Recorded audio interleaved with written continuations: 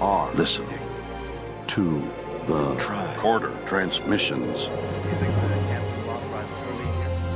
Shore Leave, Episode 43, 2018 Vendor's Room Spectacular, Part 1. Just what the doctor ordered. Right, doctor? I couldn't have prescribed better. Welcome once again to Shore Leave. This is our 43rd episode, and tonight we are starting off our 2018 STLV Vendor Room Spectacular that we do every year. I am Jeff Hewlett, and here alongside me is the co-host of Shore Leave, the always awesome Heather Barker. How are you, Heather? I'm doing pretty well. 35 days. Yeah. How? It's getting close. The excitement grows more and more every day. It's going to be here before we know it. I'm trying not to think about the fact that it's going to be here and fly by so fast. It's gonna. No, it always does. I'm voting that it should be 2 weeks every year, except that I couldn't afford that. Well, don't tell creation that, because it seems to be getting longer and longer. So. True. But yeah, 2 weeks would be pretty cool. 2 weeks would be pretty cool. But they keep adding days, so eventually maybe it'll get there.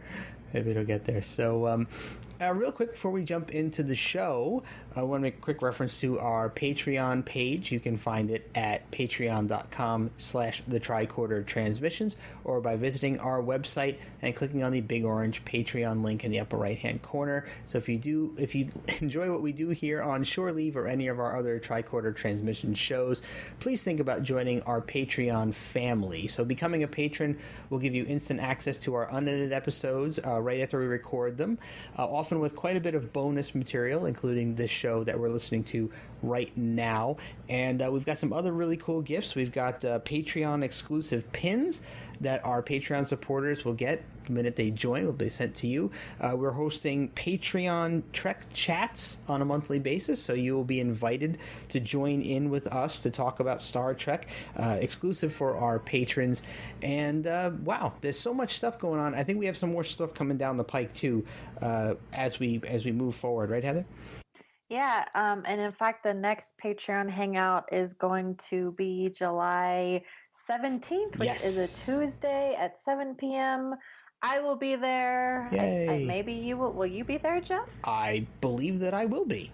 All right. And I don't know who else is going to be there, but we'll have some chat. And I kind of think we're going to do some STLV chat for those people who are going, because we'll be just very close, a few weeks out by then. And so I'm looking forward to getting to participate this time, since I missed the last one.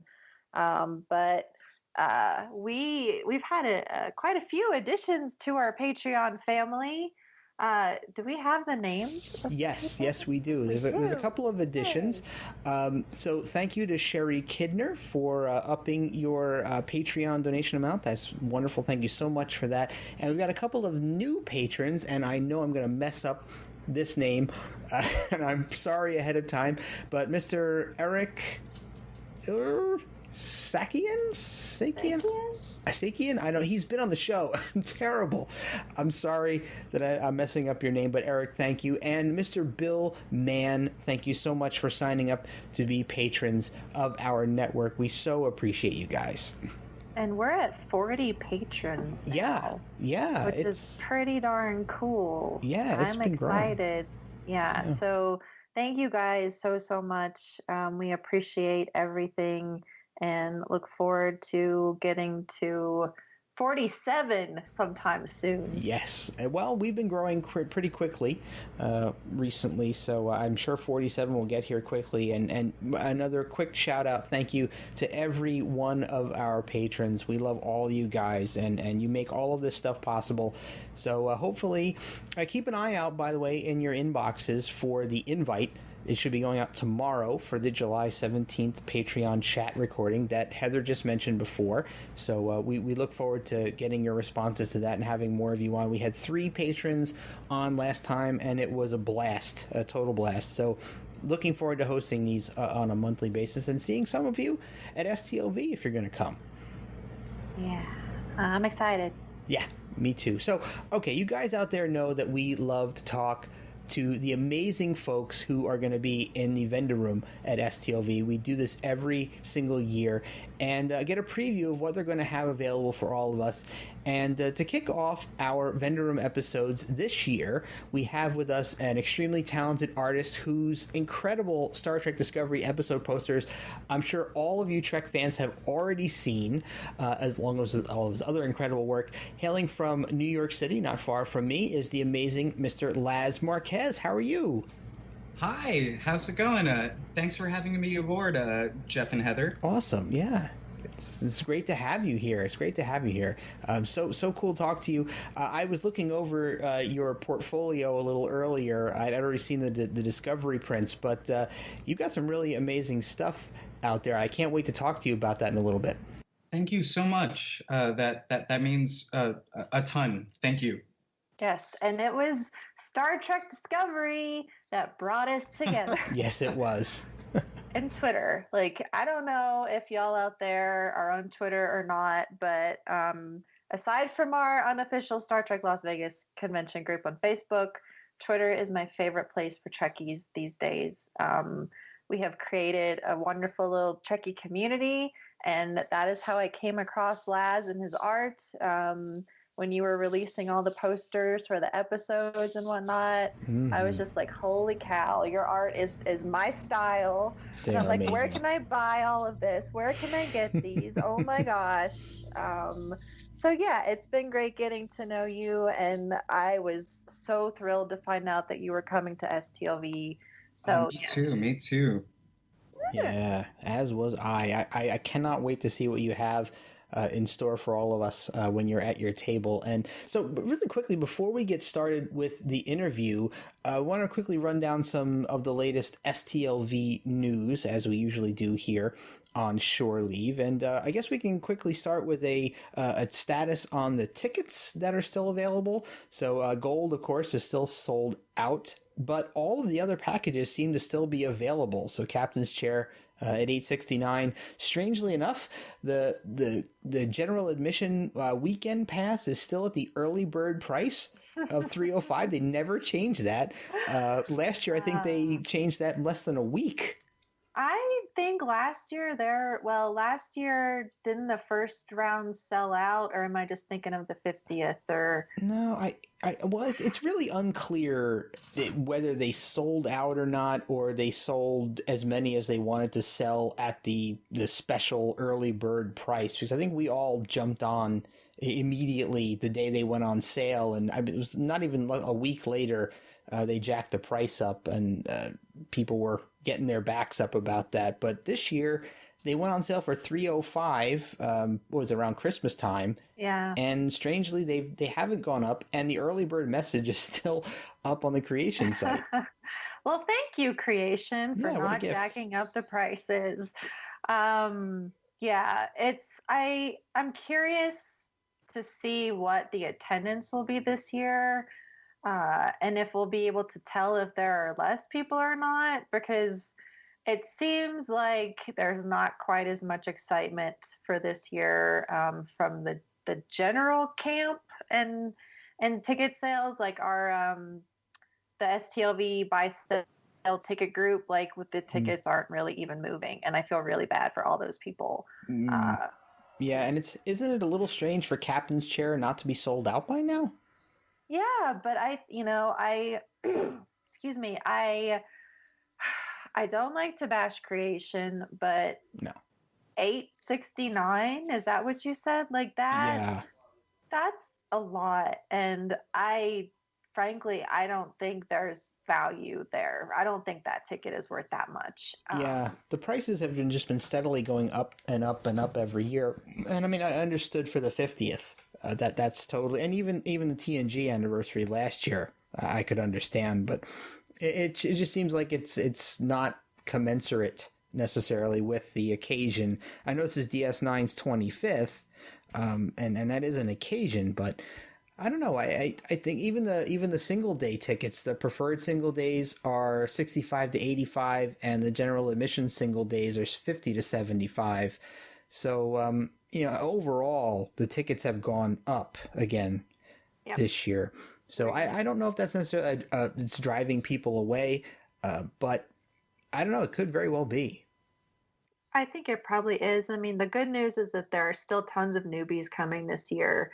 True. Yes. So that makes me happy. I'm glad when people make the decision to come, and I'm always excited to make new friends. So I'm glad, and I just say, if you can afford to buy one of those more expensive tickets, go for it, especially if it's a once in a lifetime thing and you've never done it before. But having done Captain's Chair 2 years, as we've said many times, I'm cool with GA. Yes, as am I. And you know what? A shout out to the newbies, and also shout out to some of our second timers who we know that are coming back. Jamie and Lyrian are coming from Australia yet again for their second year. Barry's coming, Shashank is coming, and Rodney Jones coming for his second year. So the hooks have gotten in to some of our first year people from last year. And Thad. Yes. Again. There's so many people and so many newbies, and I'm just super excited. I mean, we've got a newbie tonight, so it's yes, we do. Good stuff. Absolutely. But speaking of DS9, I did want to mention, we just found this out today after, I assume, much STLV attendee criticism. Creation finally got Renee, Nana, and Armin on board. So thank you, Creation, for, I'm assuming, paying them a little bit more to come this year. I would hope so, seeing as it's a DS9 anniversary. Makes sense. I think that's what was behind this issue, is that Creation did not want to pay them. And everybody's welcome to a raise now and then. So for sure. I just emphasize, this is why I tell everyone to email Creation. Tell them when you are upset about something, and that will get it done. That's how we got the what was it? The TNG panel included, last year, and then now this. So it's, I think hopefully we'll have a nice DS9 panel. I still don't think Avery Brooks is gonna come. I think he's done with conventions. It would be great if Alexander Siddig would show up again, because he's so handsome. But we'll see. I know that there's some discussion because certain guests are coming different days. Like Cole Meany is only there on Wednesday, and so they're like, how are we gonna have a panel if he's only there on Wednesday? We'll figure it out. But super great news for that. What other STLV news do we have? Well, really quick, something I was looking through the guest list really quickly, and I noticed we've got, for all you Discovery fans out there, I know Heather's a big Discovery fan, you've got quite a turnout from the Discovery cast coming this year. I mean, there's a lot of big names here, and I was pretty impressed that they were able to pull off this amount of people. I mean, you got Jason Isaacs, Wilson Cruz, James Frain, Ken Mitchell, Mary Chifo, Emily Coots. Oh my God, I'm going to mispronounce her name. Oyen Alajeo, Jane Brooke. You got Admiral Cornwell coming. San Vartolomeos and Sarah Minich. I mean, you got a huge turnout from Discovery. So I know last year we had a few of the Discovery folks around, and they were pretty awesome to have there at the convention. You're going to have at least double that amount this year. Yep. So Discovery fans, if you're not coming to STLV, you're missing out. Yep. I just have to emphasize that between DS9 and Discovery, there's a pretty even turnout with guests. So a lot of people, were critical about how many guests from DS9 were, and this was before Nanan, Renee, and Armin were on board. But DS9 had a huge cast, and I totally get that. Yes, there is kind of a core cast, the main cast, if you will. But if you go through the guest list, I think the last time I counted, there were 20 or so DS9 actors. That sounds about right. And then at the time, there were only, I think, 10 Discovery actors. But I feel like Creation and CBS are coming through with giving us a good representation from DS9. And then, of course, they're going to have Discovery people there because it's the show that's on TV now. So why wouldn't you push your show that's on TV? Of course. especially for all of those who love and support it. So I'm super excited. I've been saving all my pennies to try to get some of these photo ops. I will be sharing a lot of them. Good tip, everyone, sharing your photo ops. You can share with one other person. Very good tip. But so final note on Discovery, there was an addition to the Saturday night gala concert. And so not only do we have Michael Giacchino conducting, we now have Jeff Russo, who did the Star Trek Discovery score. He will also be conducting. I am not going to miss, like, I've been to the gala before. I've checked out long ago. I'm going this year. Like, How could you miss it? I can't. Like, I'm one of those weird people who like listens to musical scores a lot. A lot of my favorite music is soundtracks and film scores, so it's a big deal to me. And Jeff Russo also does music for Legion on FX, which is an amazing show that I'm missing the second season because I don't have cable. But the music in that show is phenomenal. So super, super excited. I'm going to buy my ticket at the convention because the gala is so huge, it's never going to sell out. Another hot tip for everybody. Yes. Okay.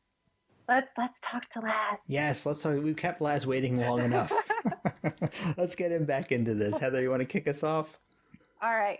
So, gosh, where do we even start? Because I sort of know you, but I don't know you super, super well. So do you want to tell us maybe a little bit about how you got into Star Trek and then how you got into Star Trek as an artist? Oh, totally. So, so pretty much I'm an illustrator and designer. From the day-to-day kind of thing, I work in the entertainment industry. So I work on poster art, prints, packaging for like film and TV. So, different kinds of clients, Sony Pictures, Warner Brothers, some book covers with Penguin Books. So, that's kind of my day-to-day career. But my love for Star Trek really began as a kid. I grew up in a single parent household. My mother was a single mom. It was me and my two sisters, and Star Trek was really an escape for me, specifically TNG. So, my love began there and just really continued and fueled, I think, where I am today as an illustrator and artist. Wow. Yeah. That is super amazing. Awesome. Yeah, I grew up in a single parent household. It's pretty similar circumstances. Yeah, I think within that kind of context, at least for me, entertainment became not only an escape, but also like a way to learn lessons, that weren't necessarily present. It's not the fault of, the single parent. No. I think that there's there's some stuff that I think specifically at the time TNG really taught me, about morality and equality and strength, within difficult times. So that was certainly something that really connected me intrinsically, I think, to Star Trek. Yeah, same with me and TOS as I was growing up. I've said it many times. I'm not going to retread the whole story here tonight, but my uncle, my mother's twin brother, used to babysit me a lot, and TOS was part of the nightly regimen. So I learned a lot of the same things from Star Trek as a kid. Yeah, totally. Yeah, I love these stories. So then I became aware of you during Discovery. So were you watching Discovery and then inspired to do art for it, or how did that work? So Discovery premiered, oddly enough, at a really rough time for me. I think it's interesting that the questions are kind of overlapping. Excuse me. So my mother passed away on New Year's Day of this year. So throughout her battle with breast cancer, Discovery was happening. So, similar to how I was growing up and the show becoming a bit of an escape, this was, Discovery ended up being a bit of a bright spot as I tried to deal with the realities of that. So, around episode 1, I decided, let me use my outlet as, of art to, kind of maybe work through some of this. And I decided to create an episode poster at random. And the experience was really great. And I decided to post it on Twitter, and people really connected with it. So I ended up making that a weekly commitment for the entire season to kind of, help deal with that process. And it went throughout that, that experience, and then even into after it, which was also super helpful to be able to not only connect with fans, but to be able to really focus on something that helped me get through that experience. That's amazing. Try not to cry. Wow, that is really amazing. So moving. I'm so sorry about your mom. Yeah, me too. Thank you. It was a difficult time, and I'm actually just super grateful that not only was Discovery there, I'm also trying not to cry. That Discovery was there, but also the just the community. Yeah. It was a community that I had always not necessarily seen as a possibility. It had, very much been a singular thing, my love for Star Trek. So until Discovery and being able to, connect with fandom through those posters, I didn't realize there were other people that were struggling or going through things or being helped through fiction. Wow. That's okay, still not trying to cry. Wow. Excuse me. It just, as you probably know, like I've been going through my own really difficult time. Mm-hmm. And when, like I've said, when Discovery started, I was at one place in life, living in my brand new home with my fiance. And then about the same time, Thanksgiving, that sort of changed. And by New Year's weekend, I had to leave my house because he was a threat, and I just wound up moving. And I was able to do that with the help of the Star Trek community. And then once I got settled into my own place, I mean, it's still been really difficult because I was scared for my safety for some time, but being able to have Discovery and have that escape, and then do Disco Trek and be involved in the Twitter community, Twitter Star Trek community, really, really helped me through that. So that your story resonates very strongly. Well, if you'll allow me to fanboy for just a moment. Of course. In addition to my mother passing, I did go through a breakup, and you and your posts helped me quite a bit, Heather. So, it gave me a lot of strength again, being able to recognize that others were going through difficult times. Yeah. And that we all have, we all have equal footing and equal things we're challenged with on a day-to-day basis. And I thank you for that, because that helped me quite a bit. Well, thank you for telling me. It means a lot. Okay, I gotta take a drink. Sorry. I don't know. Oh, I'll jump in real quick, Heather, while you take a quick drink here. So Laz, real quick, for anybody out there who's not familiar with your work, how would you describe your style? Wow, that's a very interesting question. So I think the way that, maybe circling back, I think the way that I try to approach most of my art is as a fan first. So most of my style, I try to adapt specifically to whatever the subject matter is. Excuse me. So I tried to capture specifically the character likenesses and the narrative and the metaphors behind the storytelling. first and foremost. So I try to adapt, if we're specifically speaking about the Star Trek Discovery episode posters, I try to kind of figure out what those visual metaphors as well as the narrative metaphors are and bring those to life through the posters. A lot of my other work, I like to peg myself as a genre fan. So I'm very much in the realms of like horror and sci-fi. So, if any of your listeners were to look me up, you'll probably see those as commonalities in terms of like general styles. But I went to school for fine arts.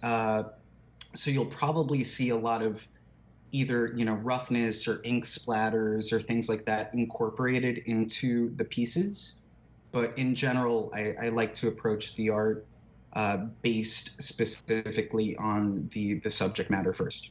Oh, very cool. I was looking through your catalog earlier today, and you've got quite a range of pieces available on the website, aside from just the Discovery posters. I know we're a Star Trek-based podcast, but I was very curious about some of the other work as well. Are there any pieces on your display on your website that you're particularly proud of? Not necessarily Discovery, but of course Discovery is included in that question. I honestly, I have to say at the moment, I think because I've been in the mindset of it, is definitely the Star Trek Discovery episode posters, just because I think they're close to home. I think as an artist, it's always difficult because typically you fall out of love with a piece of art once you're done with it. Yeah. You kind of want to push it away and kind of move on to the next one. Yeah. But in general, I think the Discovery work is something that was so quick, considering I did them pretty much within a 6-day turnaround. Wow. That that they kind of mean a lot, and they have meant a lot, and I often kind of go back and I feel rather proud about those. So, aside from that, just to answer you, I'm a huge Stephen King fan, and my catalog of work is definitely filled, luckily, with officially licensed Stephen King projects. So that I think would be a close second. Nice. Yeah, some of your Stephen King stuff was pretty amazing. I've been a King fan for a long time, so I was really amazed to see what you've done with some of those. Your It work is really fabulous. Well, he scared me when I was a kid, and me too. He never left me. Maybe one of the longest books I ever read as a kid, the original It book. Oh my gosh! Oh God, I loved it. Heather, are you gonna jump back in? Oh, I'm actually scrolling through everything, all the art right now. I'm like, which ones are my favorite? And I just love everything. It's hard for me to pick a favorite even, but even I don't know, I'm just very drawn to your style and your use of color. I'm very big, and Jeff will he will testify to this, when we're doing art for our shows or buttons or whatever, I'm no, this has to be this color. Yeah, we go back and forth about that a lot. All of the colors have to be in harmony, I guess. Oh, totally, yeah. And yeah, it's just one of the things that I really love. I was sitting here which of these is actually my favorite? And it's oh man, the very first one, the Vulcan Hello with Takuma, it's just oh my God, it's beautiful. I mean, every single one is amazing. Thank you. I can't pick a favorite. I know that the one for Despite Yourself with Captain Killy, that one I think was extremely well received and got retweeted by Ted Sullivan and Writer's Room, maybe? I know that one was that one was actually a very funny one, because I had that concept, but I had to do it very quickly. I tend to be a kind of workhorse at times, and literally my mother had passed, I believe, around that time. So the turnaround for that one was so quick, and I was so nervous because I wanted to commit. For me, it was all about committing to something, and I remember, oddly enough, I don't want to make you cry again, Heather. But I remember telling my mother and showing her some of the Star Trek Discovery episode posters before she had passed, and she told me, she's like, you know what, you keep doing what you're doing and you work hard and don't stop no matter what happens to me. Wow. And I kept that in mind with this piece, but oddly enough, I was not super happy with it, but just because of the fact that it was such a quick turnaround. But the fact that it was so well received, to your point, was kind of surprising. It was a little serendipitous. Yes. Because I was like, what? Really? Okay, well, that's cool. I love it. So I'm not a religious person at all. I'm not really even a spiritual person.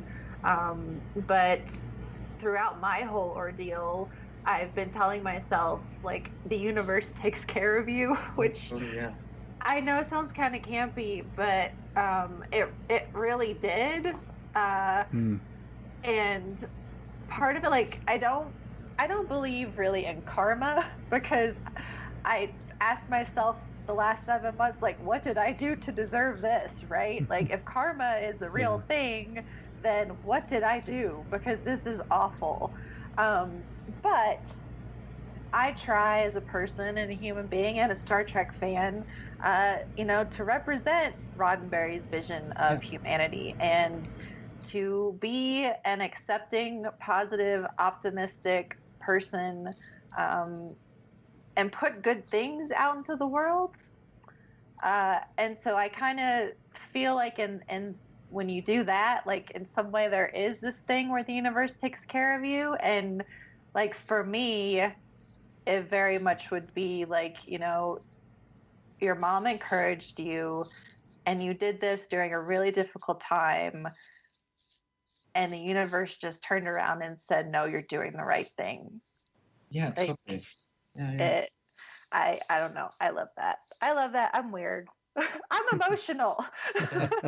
I'm right there with you. I'm just as emotional, and if that's weird, then cool. Yeah, oh gosh, sorry. My dog is having a dream now, so I don't know if that is going to pick up on my mic. Oh yeah. I am hearing it. I don't want to wake him up. He's so cute. Let him dream.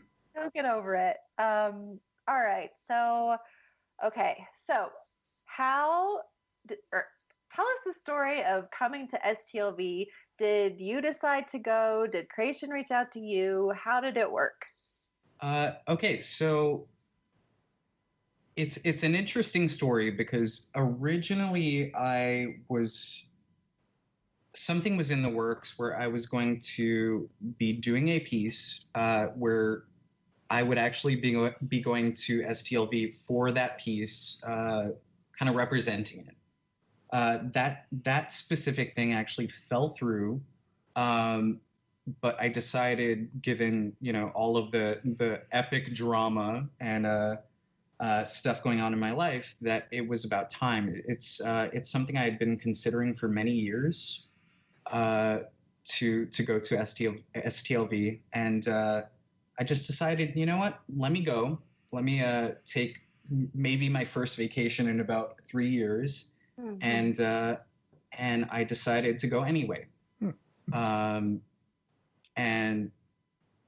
just to kind of send a big thank you to you guys, when I made that decision, the first podcast, before I had corresponded with you guys or even been aware of your awesomeness, I had been looking around and thinking, you know what, maybe I should, get a better understanding after I booked the tickets, of course, because that's the kind of person I am. But I was like, oh, let me see what people are really saying about, this convention. And I found Shore Leave, and it was my first podcast that I really listened to. Wow. And it was so informative and so heartful. And I want to thank you guys for that, because that made me even like just immensely more comfortable going to Las Vegas by myself for a Star Trek convention. In a time where I again, I'm just now starting to realize the strength of the community and, the awesome folks that are part of it. And you guys ran down everything to a T, where just it made it a no-brainer after I had already booked it. So thank you. You're so welcome. I'm sure Heather has a ton of things to say in response to that, but I'll say one thing really quick. You will not be alone. Once you arrive there, you will definitely not be alone. Yeah, well, that was super clear from all of the the commentary and the guests that you guys had, and it was just so lovely and so welcoming from a podcast. So thank you again. Oh, you're welcome. I'm just feeling feelings right now, as Tilly would say. Yes. It's hard not to feel all the feelings. That's our goal, and that's what I wanted with this podcast. When I thought of Shore Leave, I was like, I want to help people know about the convention and what to do and how, when they get there and how to make the decision. And we had a lot of fun, especially with the STLV 101 episodes. Like those were a ton of fun, and like 6 hours of podcasting or something. 6, 8, I don't even know now. By the time we edited them, it was down to 6. But that means a lot. We say it all the time, but it's important to us for others to realize that there's a welcoming, positive community there. And I find myself having to remind everyone that at the same time, like, people are people. So it's not like everyone you meet there is going to turn around and hug you and be your BFF for life. But at least here at Shore Leave and the Tricorder Transmissions Network and the unofficial STLV group, like, that's really our incentive, is to just help further that family, grow our family, and let people know that they have a friend, because it's extremely overwhelming just to think about going by yourself. Like, I've been there it was my 2011, my third STLV. So I had experience under my belt, but I wound up divorced and having to go for the first time by myself, in quotation marks. And even though I had a roommate, I didn't know her super well. And I was just like, well, I can't hang out with her all the time. So what's going to happen? Oh my gosh. And guess what? I made a lot of friends. And now I love going to STLV by myself, because, as Jeff said, you're never by yourself. No. So that's super good news. So you're going to be there, and you were going to have a booth, but it sounds like now you may not be having a booth. So what's the scoop on that? Okay. So as you said, I had been planning, to have a booth and all this stuff, and decided to go to STLV anyway. So I don't think by coincidence, but kind of, I was inspired by a lot of the commentary and the heart that you guys displayed in your podcasts. And I was like, you know what? This is already not a cheap number one vacation convention. No. It's not a cheap anything, but a lot, as you guys have mentioned in the past, there are so many people that really save up for this and really, make this their one trip a year. And I took that so to heart that I decided that I would be taking a lot of prints for a new Star Trek Discovery inspired piece and bringing it to the convention. And I'm going to be giving those away for free. Wow. I do not want to make profit off of them whatsoever. And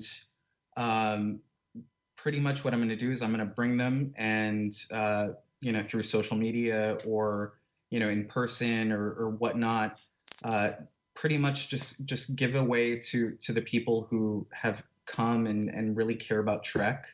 I want to really embody those Star Trek ideals that have helped me for the past, couple years, and give back to the community in any way I can. It's only, a poster print, but hopefully it can make at least somebody's day. That's amazing. It will make everybody's day. Totally will. Yeah. Oh man. That's just incredible.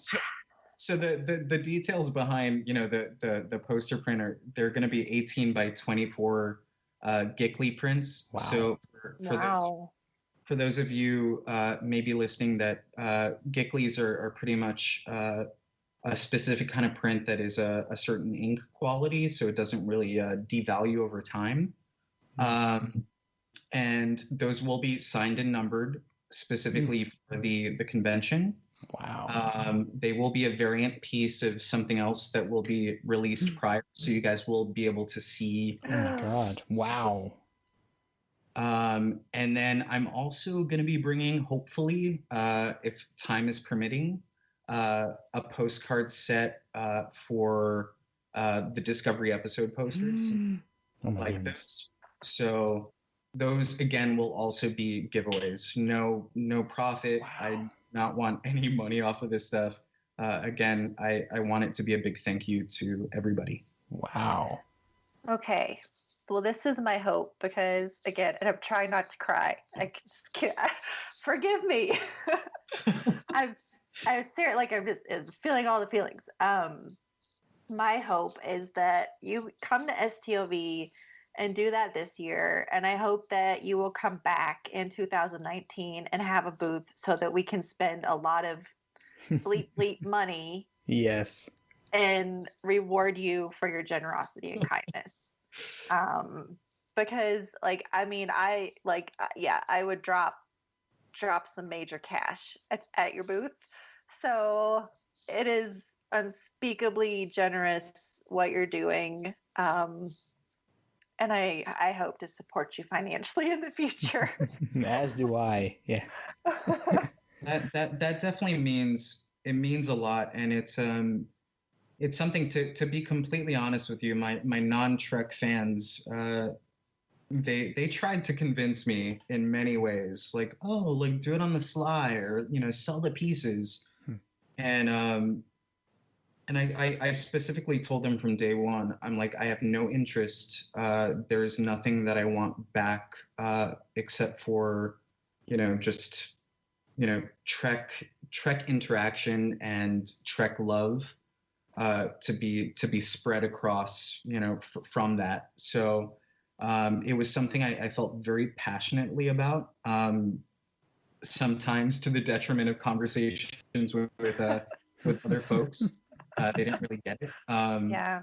And I had a lot of debates around it with other folks. But to me, even doing the episode posters, it was never something that I did for any specific reason. It wasn't done for attention. It wasn't done for profit or some sort of agenda.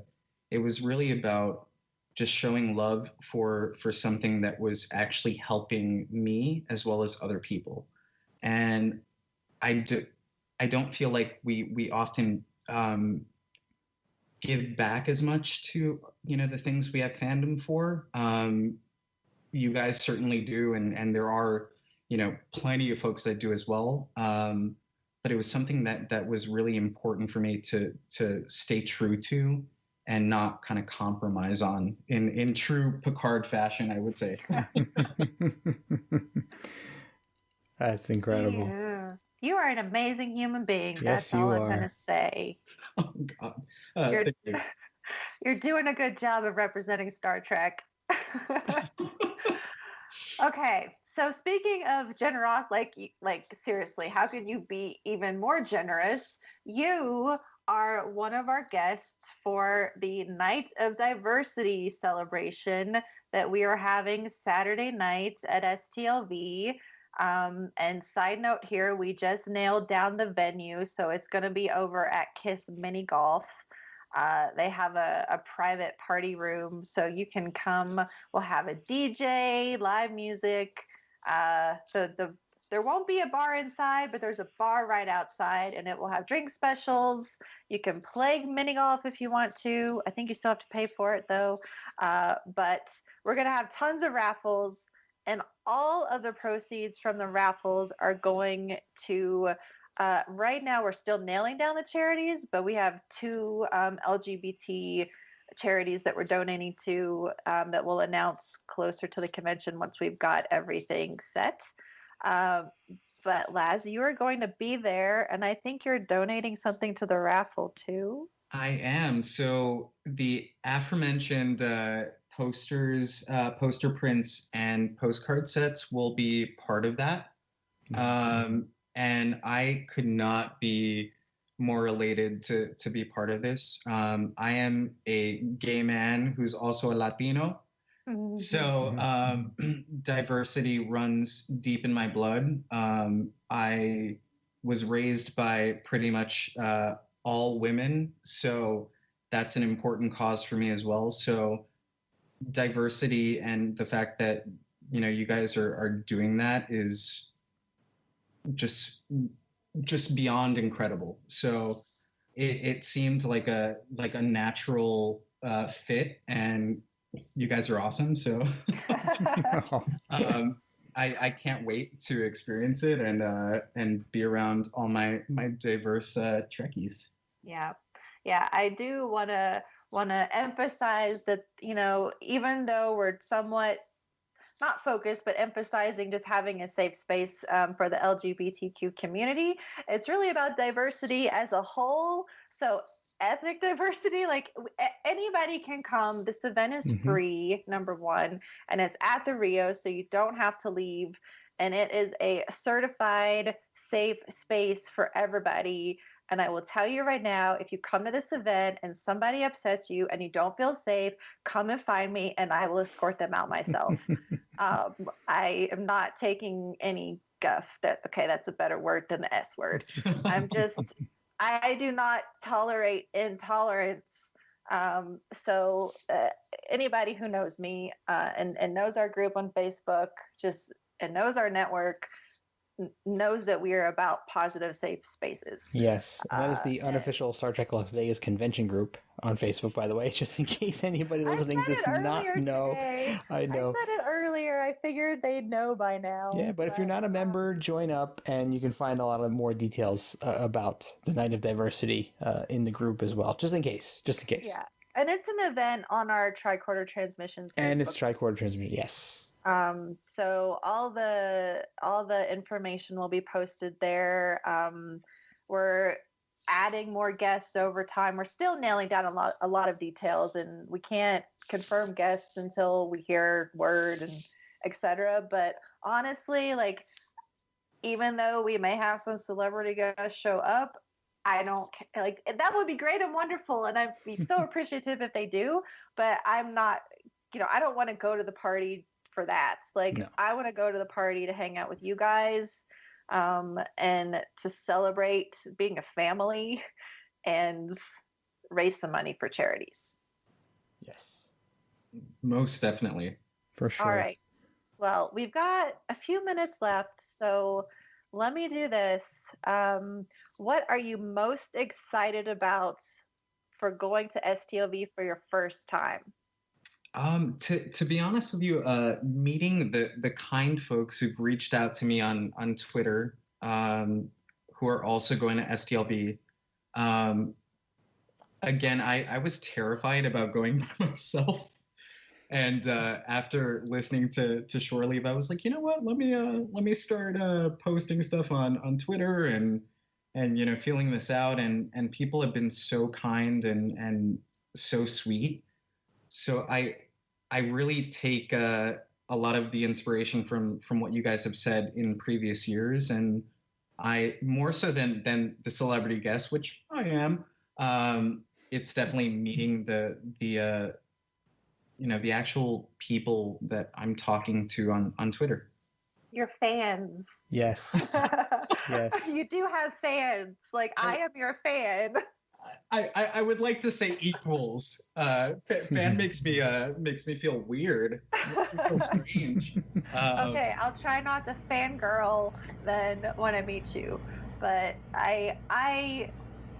there are so many people that love your work and that had the same reaction as me when they saw that you were going to STLV, and they're like, "Oh my God, what? You're going to STLV?" Ah! So yeah, it can get a little overwhelming, and we have pointers for that. We'll talk about later. Yes, we do. But I think that you're probably as excited about meeting other Star Trek fans as other Star Trek fans are excited about meeting you.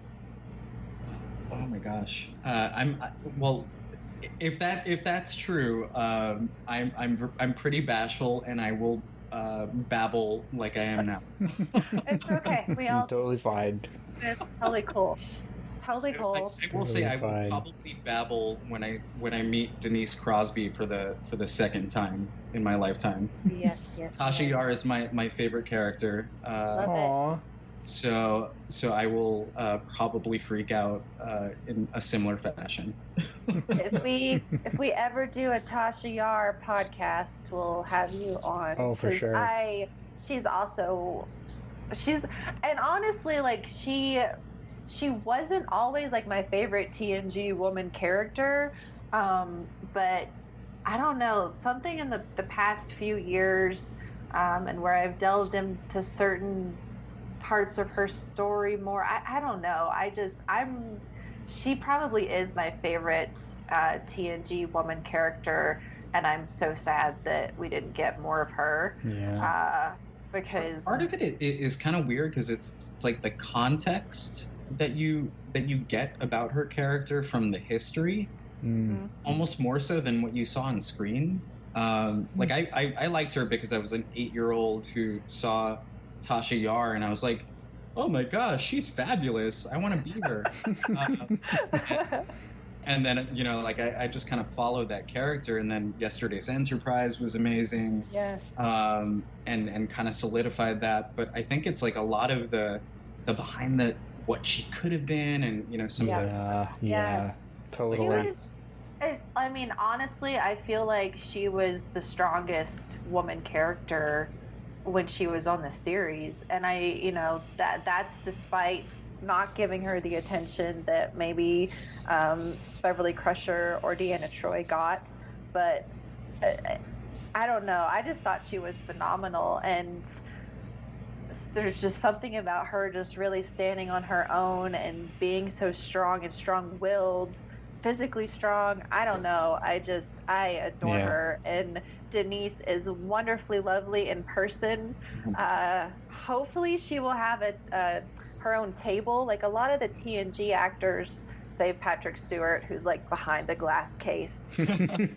But most of them will have a table in the vendor's room, and you can generally, a lot of times, walk up and talk to them. It just depends on if they're there, if there's the autograph line, what's going on. But you'll probably get the opportunity to have a chat with her. Oh, for sure. Yeah. For sure. She was one of the rare photo ops that I booked ahead of time. And Jeff, even circling back to Stephen King, she was in Pet Sematary. Yes. So, she has multiple kind of appreciations in my book.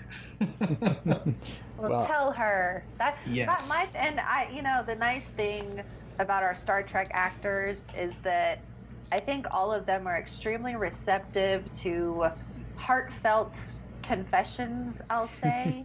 I know a lot of people within the community who, like all of us, Star Trek has affected and or changed and or saved their life in some way. And as fans, it's super important to a lot of us to tell those people that, if they can, if they're comfortable doing so. And I've yet to hear of an actor who wasn't receptive, especially not the crazy big names. I mean, like, people have gone up when Patrick Stewart is on stage and told some personal story, and he was lovely and wonderful. I think it also depends on like how you catch them. Yeah. And whatnot. Like, I don't know that like Shatner is really as receptive. Not sorry, so much. Totally like that. Not so much. Shatner.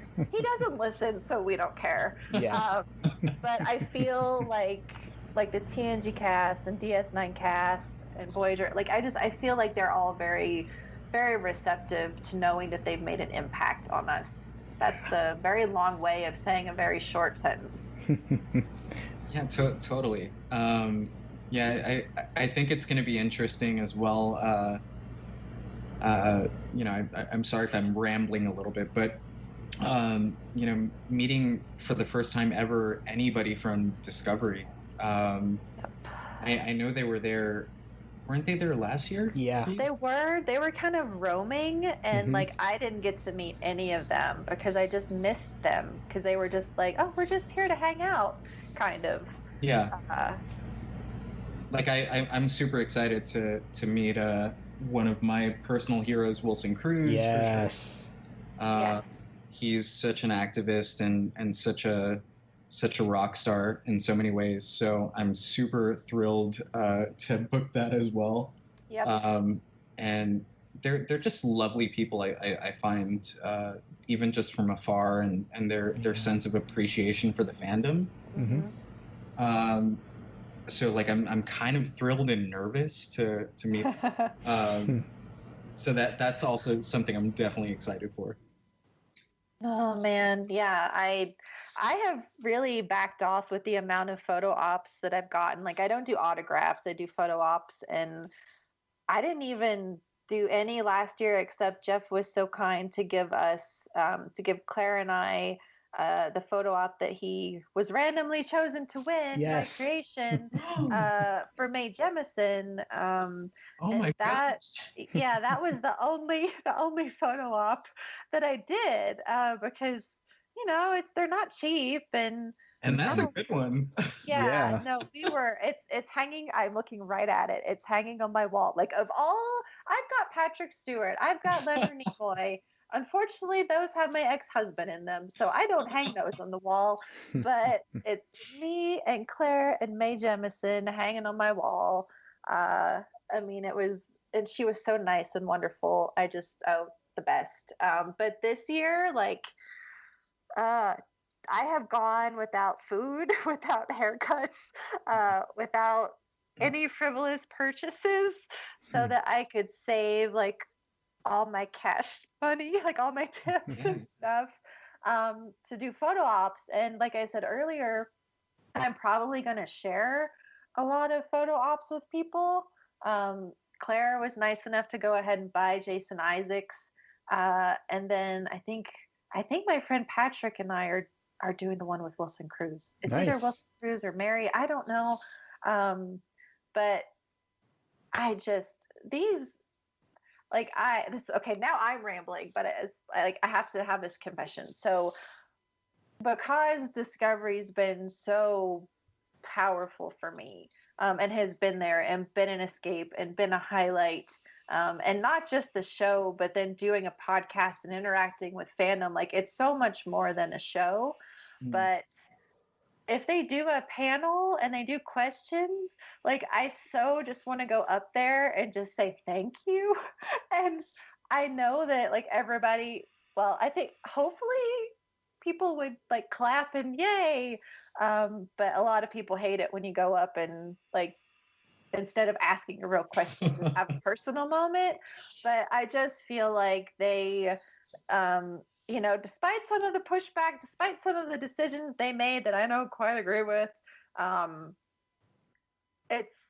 it's still been monumental for diversity, not just in ethnicity of the cast, but having a gay couple on the cast that is gay, like, that is not explained away, covered up in any way. Like, they are there, and they are probably my favorite Star Trek couple, and their chemistry. I'm like, how are you not a couple in real life? Yeah, right. Right? It's like Exactly.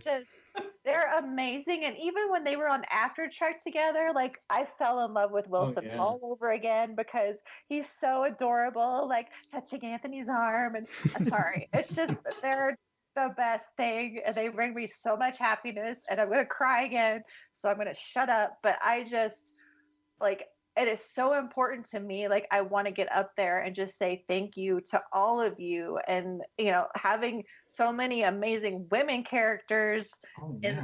it's just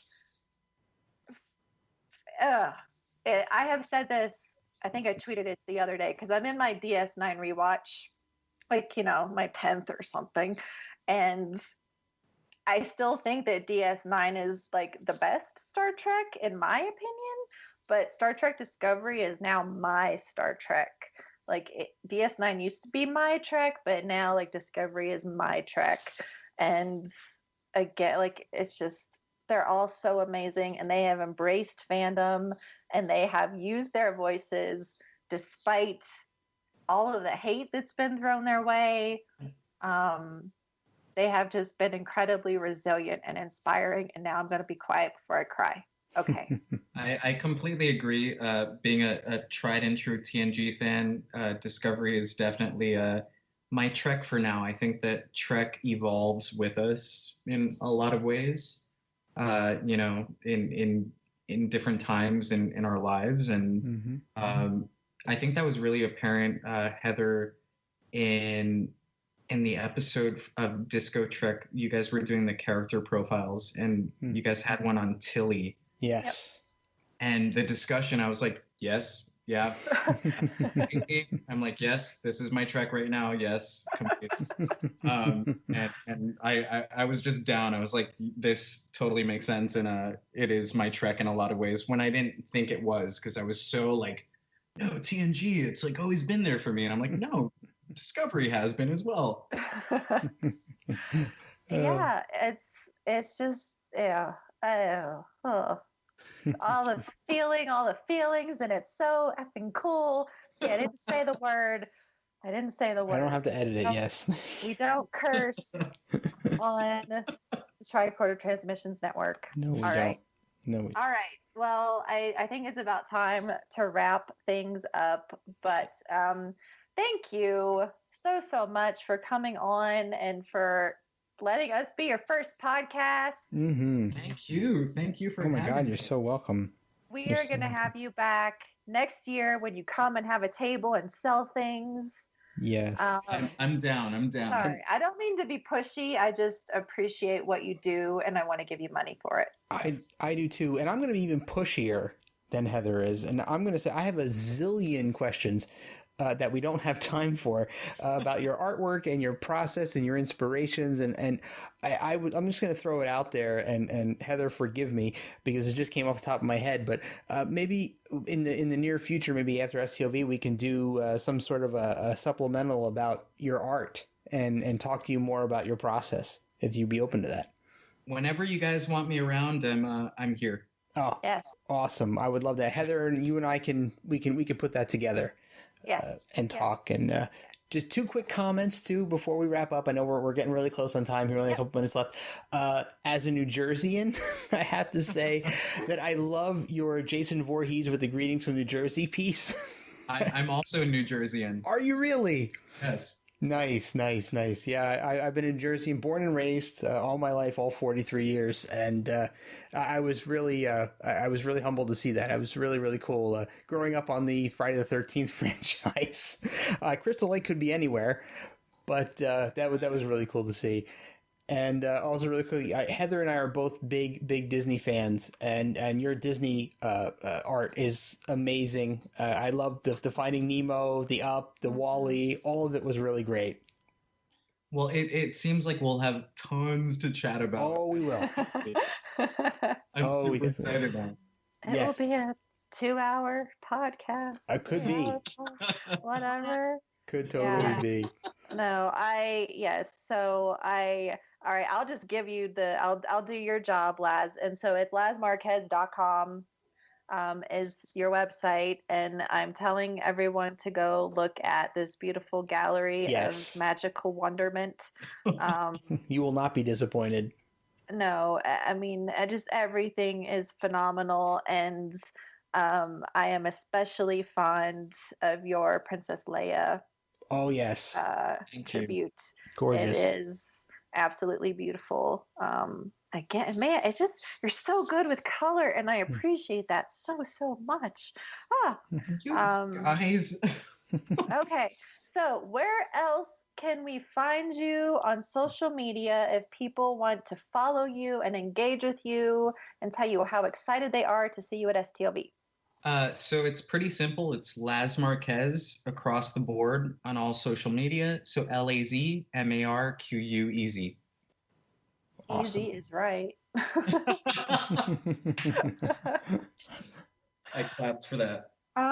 Good. Okay, Jeff, where can we find you? Oh, wow. So you can find me at Warp Factor Jeff on Twitter, and you can also find me in the unofficial Star Trek Las Vegas convention group on Facebook, along with Heather and our other wonderful moderator, Jessie Akendo. Yay, Jessie. Okay, so, excuse me. I am also on Twitter at LLAPosper, which is LLAPAWSPER. And then on Facebook in the unofficial Star Trek Las Vegas convention group, like Jeff just said. We are the tricordertransmissions.com. You can find the show at Shore Leave on Twitter. The network is at Tricorder Show. Come follow us. Be our friend. You will not be alone at STLV. You've listened to the process tonight as we have assimilated Laz into the family. This can be you. He is Laz Cutis. Okay, I'm stealing that. You totally should. All right, 35 days, guys. We will be back before then, though, with more of our vendors and at least one regular episode to pump you up. Very close to the convention, yes. Yeah, we're just going to talk all things STLV and get you excited so you have something to listen to on the plane. Totally. Or the car trip. However you're getting there. Transport. However whatever. you're getting there. All right. Thanks, guys. We'll see you again soon.